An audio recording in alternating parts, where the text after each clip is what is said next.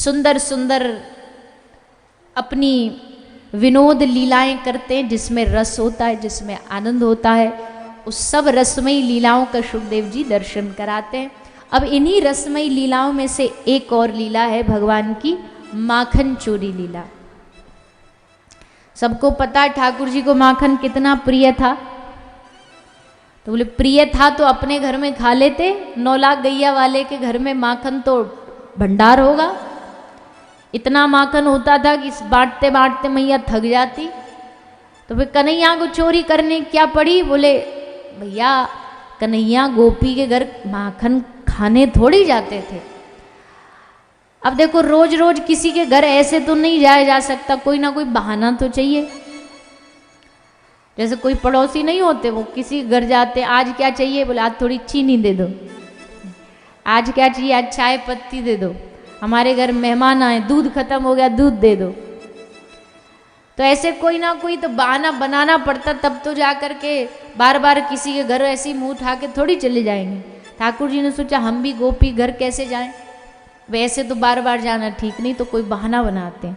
तो भगवान ने बहाना चुना माखन। हमको माखन प्रिय है, तो घर में बैठे बिठाए थाली में परोस के माखन दे दो, उसमें क्या मजा? जब तक छीना झपटी छीन झपट के ना खाएं तब तक माखन का मजा ही नहीं है। आधा मुंह पे गिरे, आधा किसी ग्वाल बाल पे फेंके, किसी बानर बंदर के मुंह में डालें, तब माखन का मजा है। तब भगवान ने माखन चोरी शुरू कर दी। ब्रज में कन्हैया ने माखन चुराने की ये प्रथा, ये लीला चालू करी। और उस लीला में समस्त ब्रज की गोपियाएं बस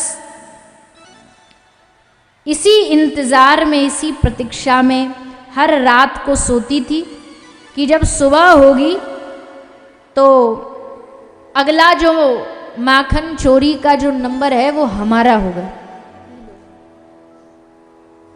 हमारे घर आकर के श्री ठाकुर जी हम पर कृपा करेंगे, क्योंकि भाग्यशाली होते हैं वो लोग जिनके घर में भगवान जाके चोरी करते हैं। ये कोई साधारण बात नहीं है कि भगवान आए और माखन चोरी करें। गोपियां रोज घर में तैयारी करके रखती थी, सजा के रखती थी कि आज हमारे घर चोरी का नंबर आए, क्योंकि उसमें गोपियों को आनंद था, उसी में गोपियों को रस था।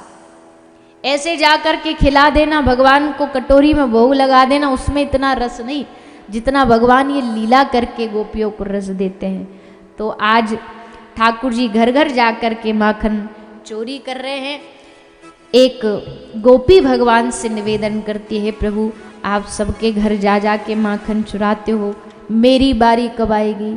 आप मेरे घर आकर के माखन कब खाओगे? कब मेरे घर को, मेरे परिवार को धन्य करोगे?